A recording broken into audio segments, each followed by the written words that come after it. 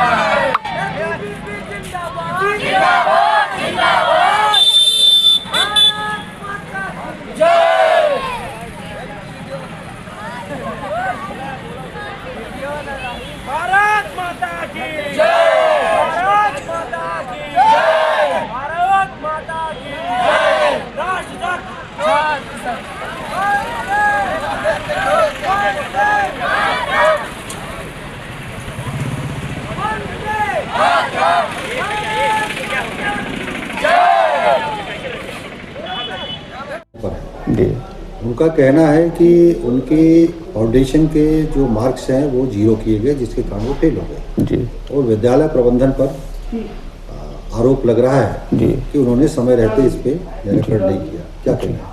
मेरा ये कहना है कि आज से 15-20 दिन पहले बच्चे आए थे, धरना दिए थे, ज्ञापन दिया था उन्होंने, तो यहाँ का जब पता चला कि सीसी और प्रोजेक्ट के कुछ नंबर नहीं भेजे गए कुछ लोगों के द्वारा, तो उसको तत्काल हमने कलेक्शन करवाया और विश्वविद्यालय को भेज दिया।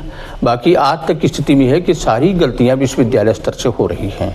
फाउंडेशन में कोई सीसी के अंक नहीं होते हैं और अन्य जो विषयों में हैं तो प्रोजेक्ट के ही अंकों सब भेज दिए गए हैं। अब उनका ये कहना है कि फाइनल मार्कशीट उनकी भोपाल से बनती है, वो आ जाएगी, यदि उसमें कोई कमी होगी तो यहाँ ऑफलाइन हम उसको सुधरवा करके बनाएंगे।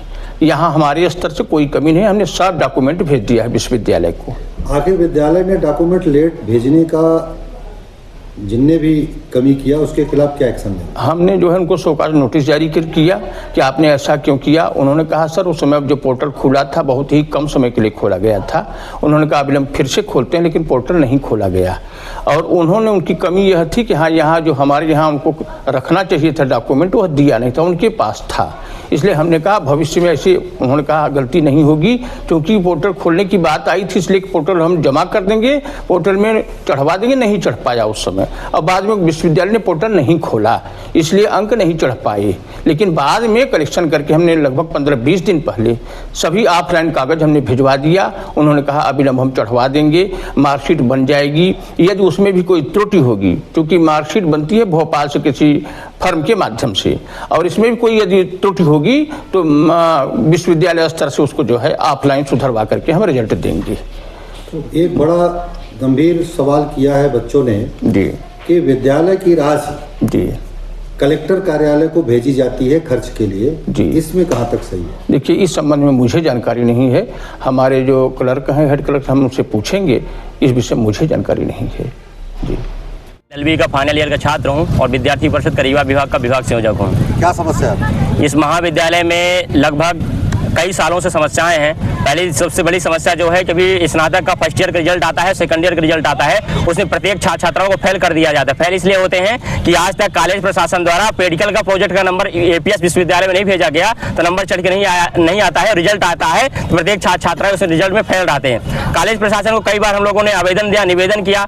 18 दिसंबर को एक ज्ञापन दिया था कि जो समस्या है इसका समाधान करिए छात्रों के रिजल्ट का, लेकिन आज तक कॉलेज प्रशासन द्वारा किसी प्रकार की कोई कार्रवाई नहीं की गई। एक कलेक्ट्रेट खुला है, कलेक्ट्रेट में काम करने वाला व्यक्ति, कलेक्ट्रेट में काम करने वाले कर्मचारी को कॉलेज की जनभागीदारी से पैसा पेमेंट दिया जाता है। अब बताइए, कलेक्ट्रेट की बिजली का बिल कॉलेज की जनभागीदारी से छात्रों को पैसा से दिया जाता है। इस प्रकार से लगातार अभी आपको मैं बता रहा हूँ 13 नवंबर और 14 नवंबर को कार्यशाला का आयोजन किया गया था, एक भी छात्र को उससे लाभ नहीं हुआ, लेकिन कॉलेज प्रशासन द्वारा कई लाखों का घोटाला किया गया।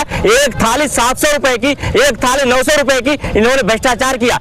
कुर्सी घोटाला, कूलर घोटाला, यहाँ बैठने के लिए आप जितने कमरे नहीं उतने ऑफिस बना दिया है। ऑफिस इसलिए बनाए हैं क्योंकि कुर्सी घोटाला करने के लिए, कूलर घोटाला करने के लिए, टेबल घोटाला करने के लिए कमरे से ज्यादा कॉलेज में ऑफिसें हैं, बैठने के लिए छात्रों की व्यवस्था नहीं है। इस प्रकार से लगातार आज विद्यार्थी परिषद द्वारा धरना प्रदर्शन और ये ज्ञापन धरना प्रदर्शन किया जा रहा है। जो 27 सूत्रें मांगी है हमारी, जो पहली सूत्र मांगी है जो 900 रुपए की थाली हुई उसमें जांच करवाई जाए और तत्काल दोषी व्यक्ति पर कार्रवाई हो। 500 रुपए का इन्होंने जो छात्र का एटीकेटी आता है उस छात्र को जनभागीदारी से अलग से 500 रुपए जमा करना पड़ता है। अपनी फीस तो जमा करता है, उसके साथ में जनभागीदारी के लिए 500 रुपए अलग से जमा किया जाता है। अभी कुछ दिन पहले एक प्राचार्य जी बदलते हैं, दूसरे प्राचार्य जी कुर्सी लाते हैं, नई कुर्सी नई टेबल, प्राध्यापकों के लिए अलग से नई टेबल नई कुर्सी, ये छात्रों के पैसे से इस प्रकार से लगातार महाविद्यालय में घोटाला चल रहा है। ठीक है, इसमें से ऐसे कौन छात्र हैं जिनका नंबर नहीं चढ़ा है? बताओ, सभी लोग बोलो। सभी लोग का है। आप जो है करीबन कितने? 2000। हाँ 2000 हो, 2000 से ज्यादा ही। बताओ बहन। आप जो है इस